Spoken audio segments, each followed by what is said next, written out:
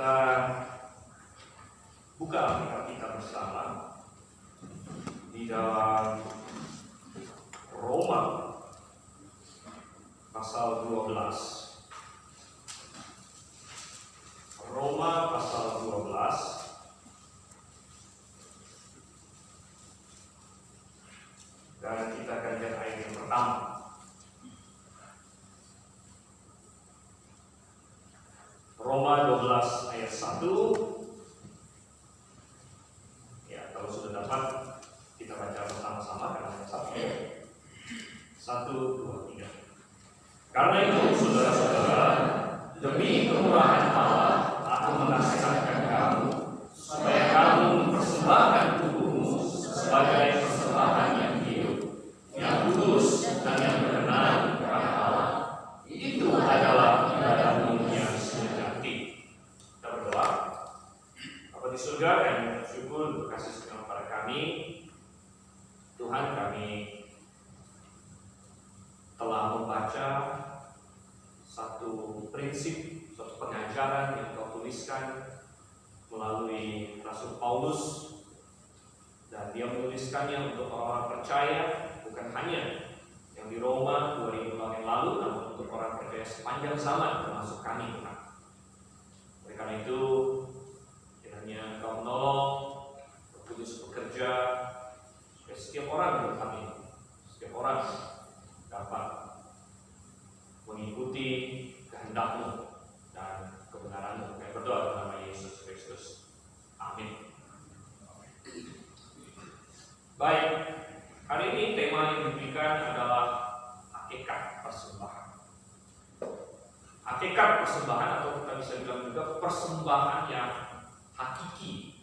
Apa itu hakiki? Hakiki itu berarti, hakikat itu berarti yang intinya.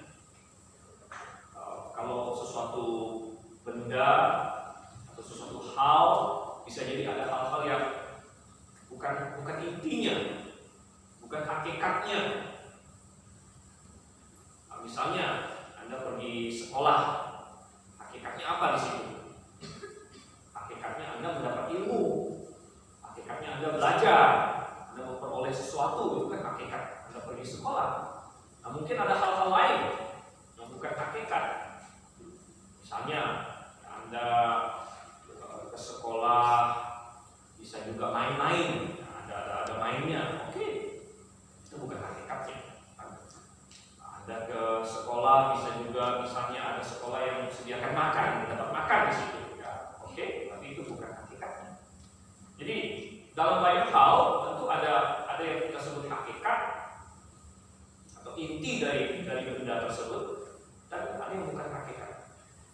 Nah, kalau kita bicara mengenai hakikat persembahan, persembahan yang hakiki, tentu kita harus bertanya dulu, yang dimaksud persembahan ini apa? Tentu yang dimaksud persembahan di sini adalah persembahan untuk Tuhan. Kita tidak akan ngomong soal persembahan untuk, katakanlah, untuk pahlawan bangsa, persembahan untuk ya kalau misalnya ya pahlawan lah, misalnya pandemi, siapa pahlawannya? Oh, mungkin dokter-dokter, ada orang kasih persembahan. Bukan itu yang mau kita bicarakan. Yang kita bicarakan tentunya adalah persembahan kepada Tuhan. Dan kalau kita bicara persembahan kepada Tuhan, Anda tanya, apa sih persembahan kepada Tuhan itu? Nah, ini tergantung Anda tanya kepada siapa, pada zaman apa. Kalau Anda bertanya kepada orang Israel misalnya, orang Israel sebelum Tuhan Yesus datang, persembahan kepada Tuhan, mungkin dalam benak dia terpikir apa? Lembu, sapi, domba. Jika dibilang persembahan sama Tuhan, oh iya, saya bawa domba. Oh iya, saya bawa sapi dan lain sebagainya. Dalam pikirannya itu persembahan bagi Tuhan. Beda lagi kalau Anda tanya orang zaman sekarang. Begitu tanya, ada persembahan nggak? Kira-kira yang dipikirkan apa? Uang kan? Kantong persembahan. Persembahan pandemi ini nggak pakai kantong. Yang dipikirkan itu kotak di belakang. Jangan lupa nanti persembahannya. Kalau tapi apa itu hakikat persembahan?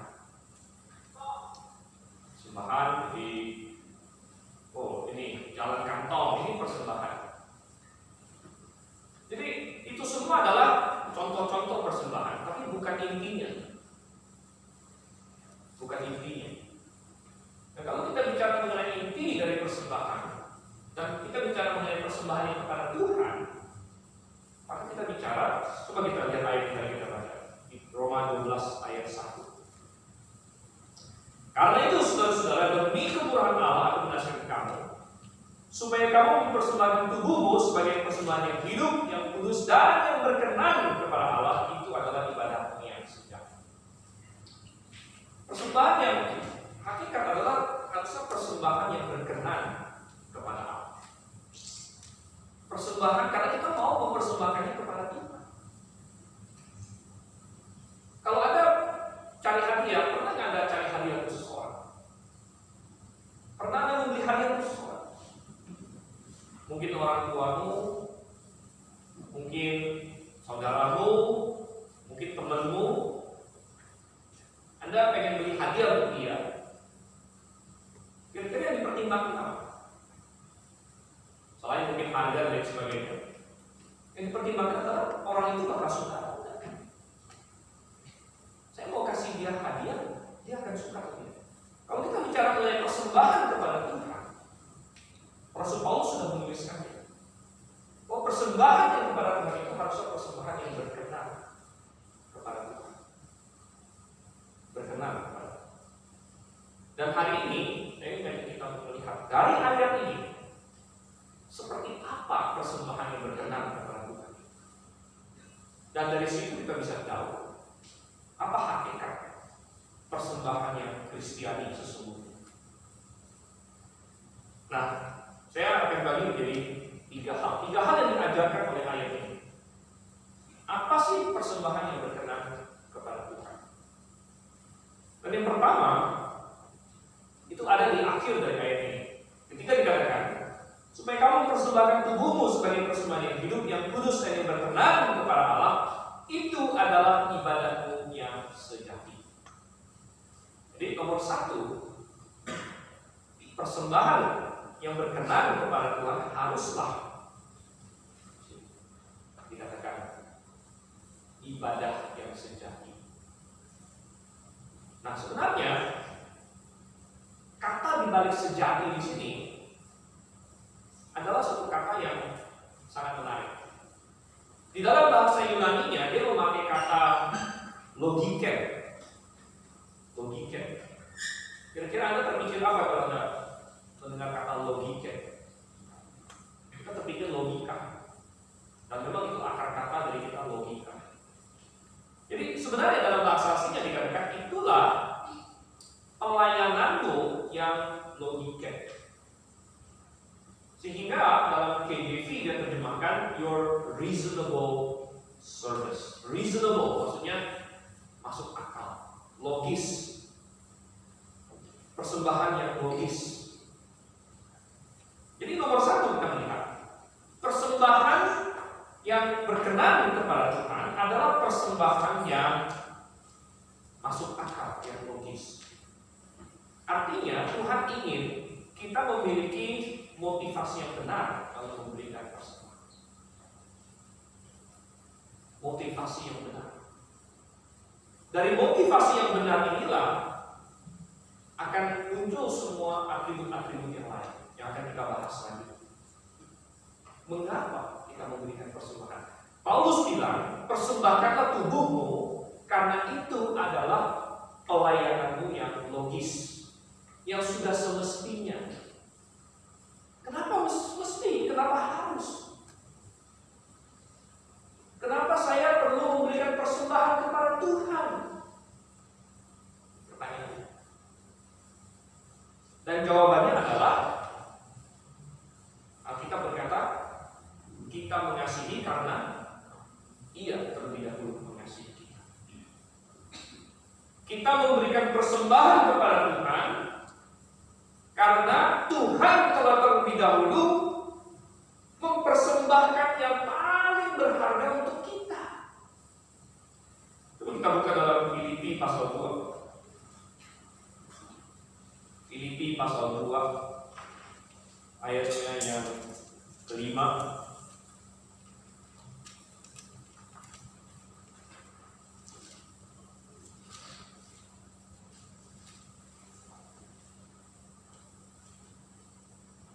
di situ 5 dan 6. Hendaklah kamu dalam hidupmu bersama menaruh pikiran dan perasaan yang terdapat juga dalam Kristus Yesus, yang walaupun dalam rupa Allah tidak menganggap kesetaraan dengan Allah itu sebagai milik yang harus dipertahankan, melainkan telah mengosongkan dirinya sendiri dan mengambil rupa seorang hamba dan menjadi sama dengan manusia. Dan dalam keadaan sebagai manusia itu telah merendahkan dirinya dalam taat sampai mati, bahkan sampai mati di kayu salib. Yesus Kristus telah mempersembahkan dirinya. Bahkan boleh kita bilang semua persembahan perjanjian lama, segala macam domba, segala macam lembu jantan atau apapun, menggambarkan Yesus Kristus. Yesus Kristus inilah persembahan agung yang Tuhan telah persiapkan. Dan Tuhan telah terlebih dahulu mempersembahkan tubuhnya. Pada malam tatkala dia akan disalib, dia memecah-mecahkan roti dan berkata, makanlah, inilah tubuhku yang akan dipecah-pecah. Berapa banyak di antara murid-murid yang sadar apa yang dia katakan saat itu? Tidak satu pun. Mereka belum sadar pada malam itu, tapi Tuhan kita sadar. Tuhan kita tahu persis apa yang akan terjadi pada dirinya. Dan kita bisa membayangkan ketika dia mengambil roti, dan dia tahu bahwa ketika dia memecah-mecahkan roti itu, dia berkata, inilah tubuhku yang dipecahkan bagi kamu.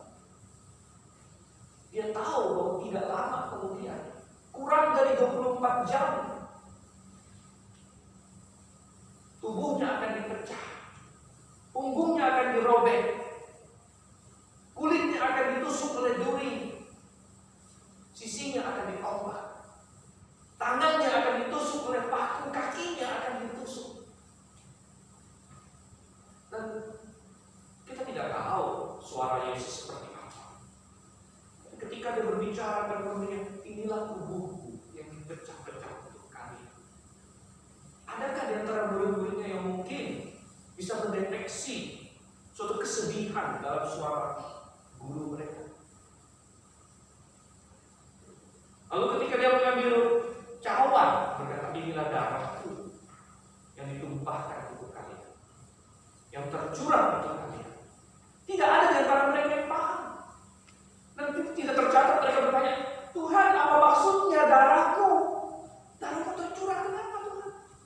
Kenapa guru? Mereka belum paham. Tapi Tuhan kita sudah tahu. Darah itu begitu vital bagi kehidupan. Kalau kita berdarah sedikit, aduh rasanya merah. Ada yang pernah ke periksa darah di puskesmas atau di Poldia, di mana ditarik darahnya? Saya pernah ditarik darah, dia ambil berapa botol begitu. Itu banyak bersih kan. Dan kadang-kadang kita merasa agak pusing-pusing juga kalau darah banyak diambil, apalagi kalau yang donor darah. Tapi Tuhan kita tahu, tidak lama kemudian darah akan mengalir bebas dari tubuhnya, dari kepalanya, dari punggungnya, dari tangannya. Tidak akan seperti orang ambil darah kalau dikasih alkohol dulu, ditepuk-tepuk gitu. Dia akan diperlakukan sangat kasar, sangat keji. Kita tahu semua itu. Tapi dia dengan sengaja, aku mempersembahkan tubuh. Untuk siapa? Untuk kita. Untuk manusia. Jadi ketika Tuhan berkata, persembahkanlah tubuhmu, dan itu adalah persembahan yang logiker, yang logis, yang sudah semestinya. Kenapa Tuhan? Kenapa aku perlu mempersembahkan sesuatu kepadamu? Karena dia sudah mempersembahkan dirinya. Dan dengan itu dia sudah membeli kita. Kita adalah miliknya. Kita adalah miliknya. Saya pernah cerita tentang seorang anak. Anak ini, anak ya mungkin 10 tahun, 11 tahun. membuat sebuah perahu kayu. Dia bikin sendiri. Dia beli bahannya dengan uang tabungannya. Dia bikin pokoknya semua. Dia bikin cakep, lalu dengan karena ini dia sangat senang, ini dia warnai. Wah, dia senang sekali dia punya satu perahu kayu. Dia main-main di sungai di dekat rumahnya. Wah, perahunya. Dia tidak hati-hati. Dia agak perhatiannya teralihkan sesaat. Dan perahu dia itu hanyut. Setelah dia lihat, mana perahu saya? Perahunya hilang. Dia kejar karena arusnya cukup deras. Dia cari, tapi karena dia agak kecil ya, dia nggak bisa terlalu jauh juga. Dia nangis, perahunya hilang. Beberapa hari kemudian, seminggu kemudian, dia jalan-jalan di kampungnya, di kotanya. Dia lihat ada toko ini, toko mainan. Dia lihat toko mainan. Kaget dia, itu ada perahunya. Di toko mainan itu dijual, ada harganya. Dia masuk ke toko itu. Bapak, ini perahu saya ini. Kok bisa jadi bapak dijual lagi? Penjaga tokonya bilang, loh, ini ada satu orang datang jual ini ke kamu. Maka anak itu paham, pasti ada orang yang ketemu perahu dia di sungai di mana, diambil orang, dijual ke toko, lalu toko itu jual. Dan anak itu enggak, ini perahu saya yang bikin. Penjaga toko itu bilang, saya cuma penjaga. Saya nggak bisa langsung kasih kamu karena kamu toko juga beli ini. Saya percaya dengan cerita kamu, saya tidak bisa kasih kamu karena saya hanya penjaga. Oh, anak itu sedih sekali. Tapi karena dia begitu senang dengan permainannya, dia pulang. Dia cari semua tabungannya, dia kumpulkan, dia cari semua. Akhirnya dia dapatkan. Habis semua uangnya, habis pas untuk membeli. Dia pergi lagi ke toko itu. Dia beli perahu. Dan sampai dia pulang bawa perahu. Dia bilang sama perahu, perahu ini kamu gak boleh kehilangan. Karena kamu milik saya 2 kali. Pertama saya buat kamu. Kedua kamu hilang, saya tebus kamu, saya beri. Saudara, ini menggambarkan kita sebagai manusia. Mestinya Tuhan itu pencipta kita. Itu saja sudah cukup bagi kita untuk melayani Dia seumur hidup, untuk menyembah Dia seumur hidup. Karena Dia pencipta, Dia menciptakan kita. Kalau nggak ada Dia, kita nggak ada. Tapi berlipat ganda, 2 kali lipat, karena bukan hanya Dia pencipta kita, tapi kemudian kita terhilang, kita memberontak, kita lari dari Tuhan, sehingga kita harus binasa. Tapi Tuhan kemudian membayar harga yang paling mahal. Paling mahal. Tidak ada hal yang lebih mahal lagi dari yang Tuhan bayar untuk menebus kita. Betapa Paulus bilang, kamu mempersembahkan tubuhmu itu logis, itu masuk akal, itu wajar. Jadi berbicara mengenai motivasi. Persembahan yang berkenan kepada Tuhan adalah persembahan yang keluar dari hati yang menyadari betapa besar kasih karunia Tuhan, sehingga sudah sewajarnya, sudah sepantasnya aku mempersembahkan bagi Tuhan. Tentu ini hanya bisa dipahami oleh orang yang sudah mengalami keselamatan, oleh orang yang sudah mendapatkan penebusan.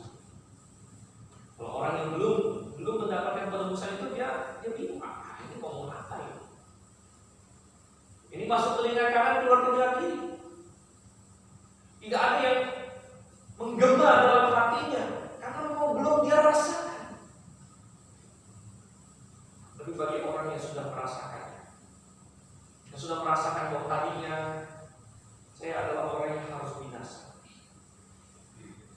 terus sekarang saya sudah diselamatkan. Tadinya saya adalah budak dosa, tapi sekarang saya dimerdekakan. Maka seperti yang Paulus katakan di Roma juga, sekarang sesudah kamu merdeka, sudah sewajarnya kita menghambakan diri kepada kebenaran. Kita mengasihi karena Allah terlebih dahulu mengasihi. Kita mempersembahkan karena Dia terlebih dahulu mempersembahkan untuk kita. Dan apapun yang kita persembahkan selanjutnya tidak ada sebanding dengan yang Dia persembahkan. Dan itu sesuatu yang sewajarnya, seharusnya, yang logis, yang logika. Sekarang coba kita lihat lagi yang kedua. Itu yang pertama. Persembahan yang berkenan kepada Tuhan adalah persembahan yang logis, yang seharusnya, yang berasal dari hati kita. Yang kedua, kembali kita lihat di ayat 1 di sini. Persembahan yang Tuhan inginkan adalah persembahan yang menyeluruh. Persembahan yang menyeluruh. Nah, ini bisa kita lihat di ayat ini. Paulus bilang, karena itu saudara-saudara, demi kemurahan Allah, karena Allah telah begitu murah hati sama kita, seperti yang tadi kita katakan. Aku berhasil kamu supaya kamu mempersembahkan tubuhmu. Tuhan bilang tubuh. Ketika Tuhan berkata tubuhmu di sini, maksudnya adalah dirimu. Diri kita. Jadi Tuhan ingin persembahan yang menyeluruh. Kita berikan diri kita, seluruh diri kita. Ini yang Tuhan inginkan. Karena ini yang paling berharga. Apa yang paling berharga yang Anda miliki? Anda tahu di dunia sekuler sangat populer sekarang untuk bertanya, what is your worth? Pernah dengar itu dalam bahasa Inggris? Berapa nilai kamu? Maksudnya nilai aset. Bill Gates itu worth-nya berapa? Sekian 10 miliar US dollar. Sekarang manusia terkaya di Indonesia siapa? Bukan Bill Gates saja. Bezos ya? Kalau nggak salah Bezos, bosnya Amazon. What is your worth? Berapa nilai kamu? Tapi betapa bodoh manusia yang mengukur worth-nya dia, nilainya dia berdasarkan aset-aset. Oh, sangat bodoh. Tuhan pernah cerita tentang orang bodoh seperti itu. Orang yang secara duniawi sangat sukses. Saking suksesnya dia, nggak ada tempat lagi menyimpan hasilnya. Wow. Itu kayak orang kalau zaman sekarang uangnya terlalu banyak, dia nggak tahu mau ngapain. Sehingga orang itu bilang apa? Yaudah, saya bongkar lumbung saya bikin lebih gede, tersimpan bagi saya harta untuk banyak tahun. Tenanglah jiwaku. Bukankah itu yang dicari manusia? Financial freedom, ya. Financial freedom.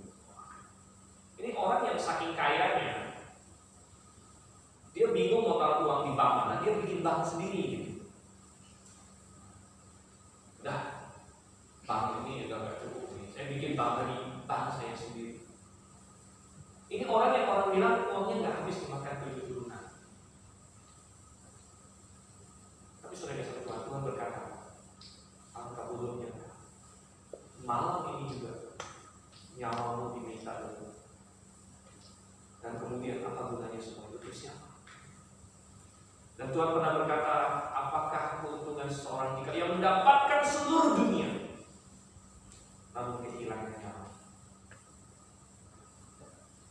Oleh karena itu yang paling berharga dari diri kita masing-masing adalah apa?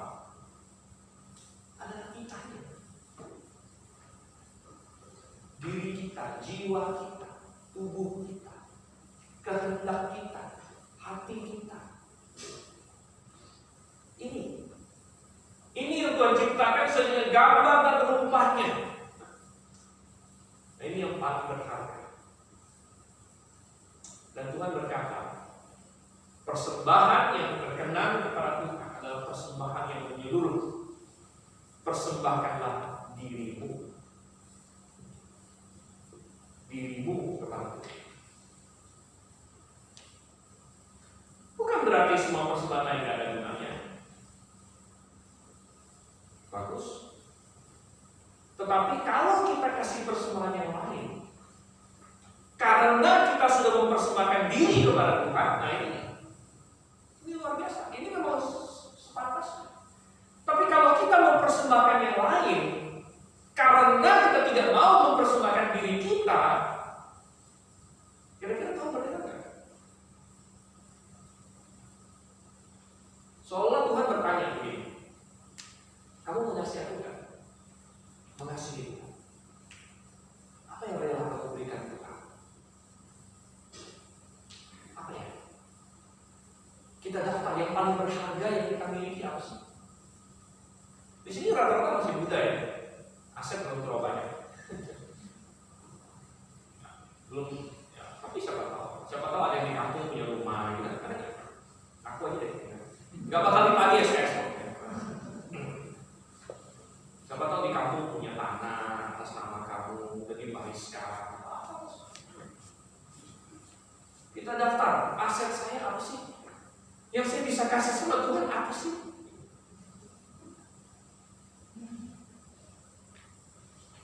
Tapi dari antara semua itu, ternyata yang paling jauh-jauh lebih semuanya adalah diri kita sendiri. Lalu, maukah kita bilang sama Tuhan, aku mau kasih ini sama kamu? Atau bilang, hanya itu saja kak yang kau rela. Yang lebih mahal dari itu kau rela tidak? Ya Tuhan, mikir-mikir dulu. Bagaimana kita berhadapan dengan Tuhan seperti itu? Kaget Tuhan. Atau kita berkata, Tuhan, apa yang kau rela berikan padaku? Apa yang kau rela berikan padaku, Tuhan? Baca Roma 8. Ia yang tidak menyayangkan anaknya, apalagi yang mungkin dia tahan dari kita. Tuhan berkata, yang paling mahal aku sudah kasih ke kamu. Anakku yang tunggal. Dan bersama dengan dia semua yang lain. Karena Tuhan bilang, dia yang tidak menyayangkan anaknya, masakan dia menahan apalagi yang lain untuk kita. Lalu Tuhan tanya balik, kalau kamu rela kasih apa?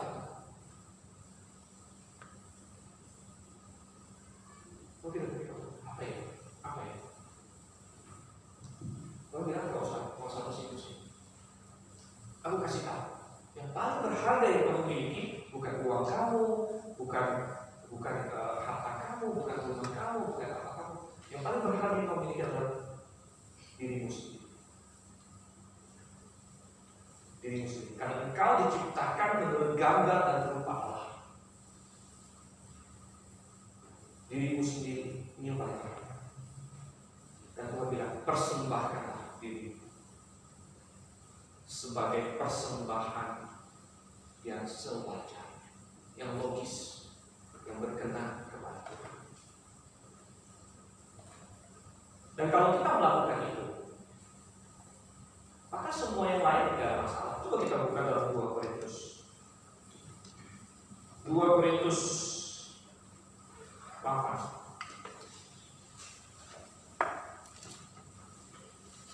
2 Korintus 8 ayat 5. Ini Paulus sedang bicara mengenai dia mau supaya orang Korintus kasih persembahan untuk orang-orang miskin di Yerusalem. Jadi mereka bikin kayak persembahan khusus. Ini bicara mengenai persembahan juga. Tapi kemudian Paulus bilang, aku sangat kagum dengan orang-orang di Makedonia, jemaat di Makedonia. Karena jemaat Makedonia ini secara materi miskin. Oke, di ayat 1, ayat 2 ya kan, mereka miskin. Ayat 3, mereka memberikan menurut kemampuan, bahkan melampaui kemampuan.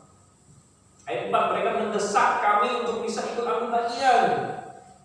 Kenapa mereka seperti itu? Kenapa mereka punya jiwa yang begitu rela memberi?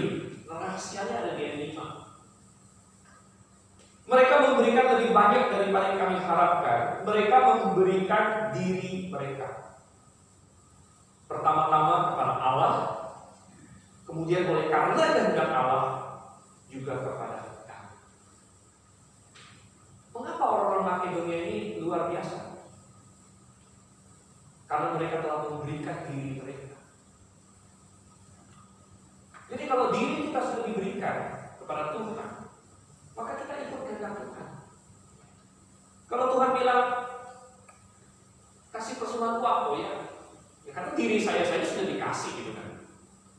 Ya uang saya nggak ada masalah, tenaga saya nggak ada masalah, apapun semua yang lain saya nggak ada masalah. Karena diriku sudah kupersembahkan. Kita melihat di sini, mereka telah memberi diri mereka kepada Tuhan. Bagaimana kok kita memberi diri kita? Apa artinya memberi diri bagi Tuhan? Memberi diri bagi Tuhan berarti harus jadi gembala atau apa? Tidak juga. Tapi memberi diri kepada Tuhan berarti apapun yang Tuhan ingin kita lakukan akan kita lakukan. Karena aku sudah jadi. Termasuk kalau Tuhan ingin kamu menjadi gembala, ingin kamu menjadi pengkhotbah, ingin kamu untuk menjadi pelayan, maka Tuhan, oke, aku akan lakukan. Kalau memang itu benar. Tapi bisa saja ada orang lain yang Tuhan suruh dia bikin yang lain dalam hidupnya. Ya. Paulus menulis Roma 12, serahkanlah, persembahkanlah tubuhmu, itu bukan hanya kepada gembala. Paulus menulis itu bukan hanya kepada pengkhotbah. Kalau kita baca Roma 12 tidak ada kata-kata pembukanya. Sekarang ini untuk para gembala, untuk para penginjil, persembahkanlah tubuhmu. Paulus ngomong itu kepada saudara-saudara, semua orang percaya, persembahkan tubuh. Persembahkan tubuh. Yang wanita kan tidak bisa jadi gembala tuh. Saya kalau jadi gembala, jadi kalau saya persembahkan tubuh, bukan wanita. Persembahkan tubuh bukan ada hubungan dengan menjadi gembala atau apa. Kalau persembahkan tubuh itu berarti persembahkan diri. Tuhan mau saya apa, saya apa. Saya ikutkan Tuhan. Termasuk kalau memang dia mau jadi saya gembala, termasuk kalau dia mau jadi saya istri gembala, termasuk kalau dia mau saya jadi misioneri ke Afrika, ke Papua, ke Madura, ke mana, semua. Kalau Tuhan suruh saya pergi.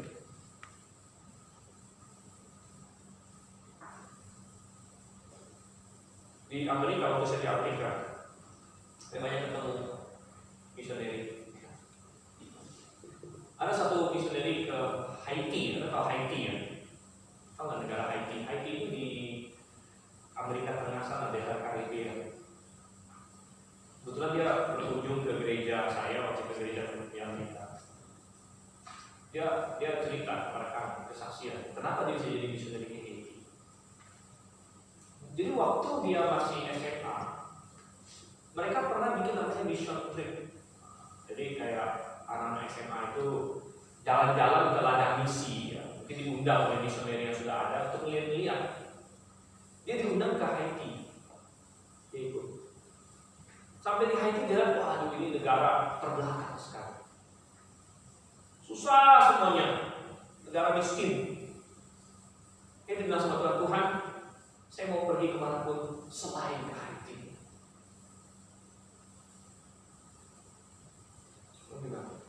Seringkali kalau kita ngomong gitu sama Tuhan, Tuhan bilang, justru saya mau kamu dari. Justru saya mau kamu dari. Dan belakangan dia baru menyadari kenapa panggilan Tuhan seolah-olah, padahal dia bilang pokoknya kemana yang lain, Tuhan kemana saja boleh lah, asal jangan Haiti. Dan ujung-ujungnya dia pergi ke Haiti karena memang tidak Tuhan dari sana. Tapi kita nggak bisa ngomongin Tuhan juga dengan cara begitu. Kita nggak bisa, Tuhan yang penting jangan pergi ke tempat yang super kaya, super enak, super enak, jangan sana. Nanti kalau suruh sana ya Tuhan nggak bisa dibohongin seperti itu.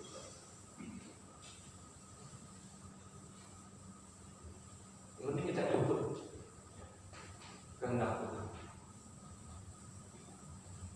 Coba kita lihat kembali ke pasal 12. Kita masuk ke yang ketiga sekarang. Apa itu hakikat persembahan?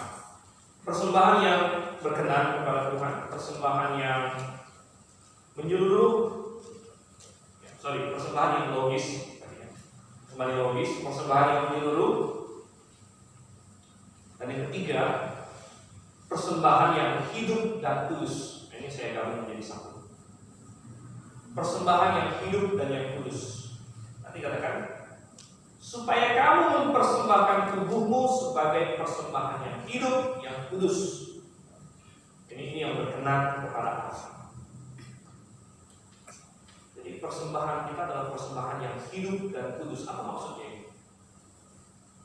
Hidup itu untuk lawan kata dari hati. Jadi Tuhan mengkontraskan. Karena orang Israel seperti tadi sudah kita bilang, orang Israel terbiasa memandang persembahan itu domba disembelih, itu persembahan. Jadi mati ujung-ujungnya. Domba hidup-hidup dimatikan. Tapi kita disuruh menjadi persembahan yang hidup. Artinya apa? Artinya kita menjadi persembahan kepada Tuhan selama kita hidup. Bukan tunggu kita mati. Saat Anda masih hidup ini, Anda menjadi persembahan.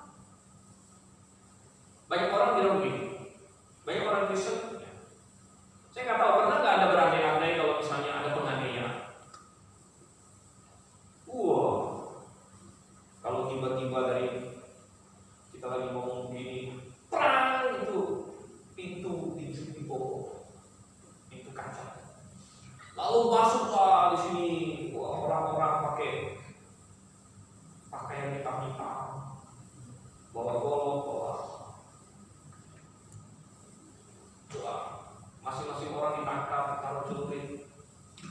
Sangkali Yesus atau mati. Pernah nggak ada berimajinasi terjadi begitu kepada Anda?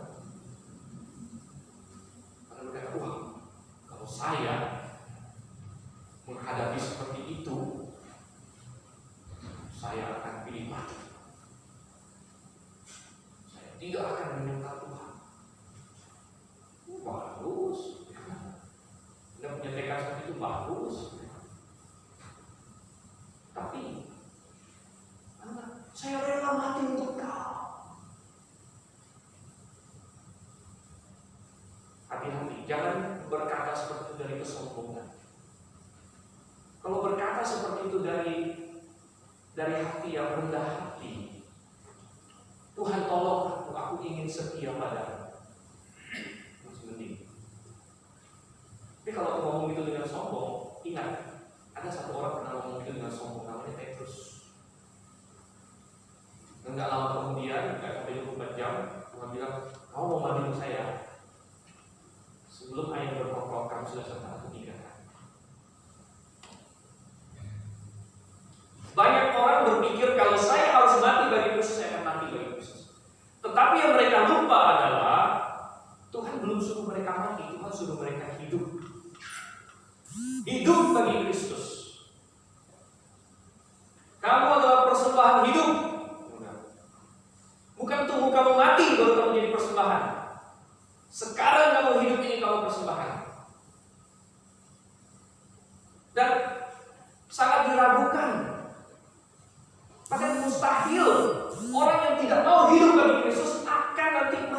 Kristus. Itu hanya dalam imajinasi saja. Itu mungkin seperti Petrus mengira dirinya kuat. Tapi kemudian dalam hidup ini dia tidak hidup bagi Kristus. Apa itu hidup bagi Kristus? Hidup bagi Kristus itu satu paket tadi, persembahan yang hidup dan yang kudus. Kita mengejar kekudusan. Hidup bagi Kristus nanti apa? Siapa tidak menyangkal dirinya, mikul salibnya ikut aku, itu tidak bisa menjadi pengikut. Kita melatih diri untuk mengatakan tidak kepada keinginan-keinginan kita yang bertentangan dengan Tuhan. Nah, ini hidup bagi Kristus. Kita melatih diri, kita cari apa kehendak Tuhan, boleh kita ikuti. Kalau bertentangan dengan kenyamanan saya, nggak apa-apa, saya ikuti. Bertentangan dengan kedagingan saya, nggak apa-apa, saya matikan kedagingan saya ikuti. Itu hidup bagi Kristus. Dan orang yang tidak mau hidup bagi Kristus, jangan berpikir kamu akan siap mati bagi Kristus. Karena sekali lagi yang paling berharga bagi diri kita adalah nyawa kita. Diri kita itu paling berharga yang kita miliki. Kalau Anda tidak rela kehilangan waktu Anda bagi Tuhan, saya tidak percaya Anda akan rela kehilangan nyawa Anda bagi Tuhan. Kalau Anda tidak rela untuk kehilangan kenyamanan Anda bagi Tuhan, agak susah sedikit, aduh, mau deh. Saya sangat meragukan bahwa Anda akan mau mati bagi Tuhan. Kalau Anda tidak rela untuk kehilangan popularitas, kehilangan, tidak trendy seperti dunia, kehilangan sedikit hiburan, kehilangan hal-hal yang masih sangat kecil sebenarnya, Anda tidak rela. Anda tidak rela untuk berubah, berbeda dengan dunia. Anda tidak rela untuk mau melayani Tuhan. Dan nggak usah mikirin apa kata orang. Mematikan keinginan diri kita sendiri yang kita tahu bertentangan dengan Tuhan. Anda tidak rela lakukan itu. Jangan mimpi di siang bolong bahwa kalau celurit sudah di sini, nggak apa-apa, saya mati bagi Tuhan, mati bagi Tuhan. Pada saatnya tiba nanti, ternyata berat juga ini yang mau dibayarin. Berat juga dia mau dibayarin. Ini mati nih, ini bukan video game, nanti ada replay lagi gitu ya. Ini mati beneran. Sedangkan Anda sudah tidak terbiasa, tidak terlatih. Ada pengorbanan yang Anda perlu lakukan bagi Tuhan yang masih kecil. Ya. Mungkin mengorbankan, mengubah kebiasaan Anda, mengorbankan, membuang dosa tertentu dalam hidup Anda. Tapi Anda tidak mau lakukan itu. Terlalu sulit Tuhan. Kalau saya terlalu nyaman dengan hal ini.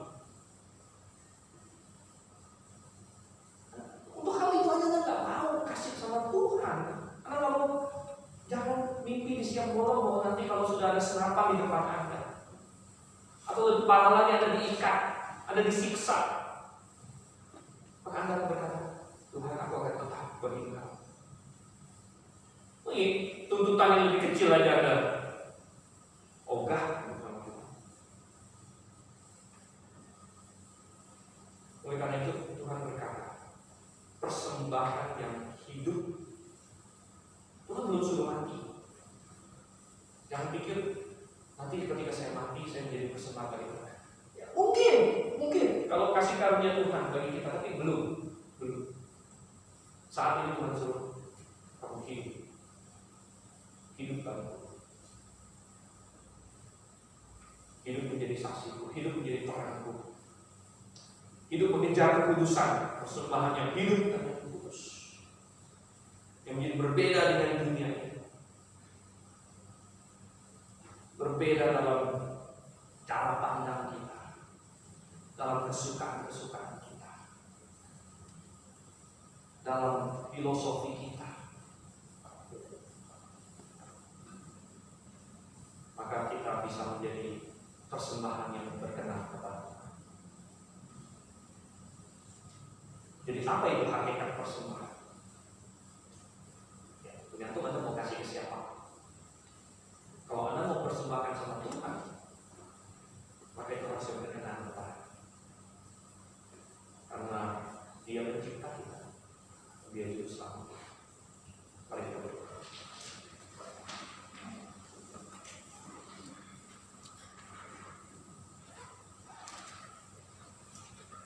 Bapa di surga, kami mengucap syukur Tuhan kasih setia-Mu kepada kami. Karena Engkau begitu baik, Engkau terlebih dahulu mengasihi kami, Engkau telah memberikan yang termahal untuk kami. Tuhan, kami rindu juga untuk mempersembahkan yang berkenan kepada. Ajar kami untuk mempersembahkan diri kami sepenuhnya, Tuhan. Kami berdoa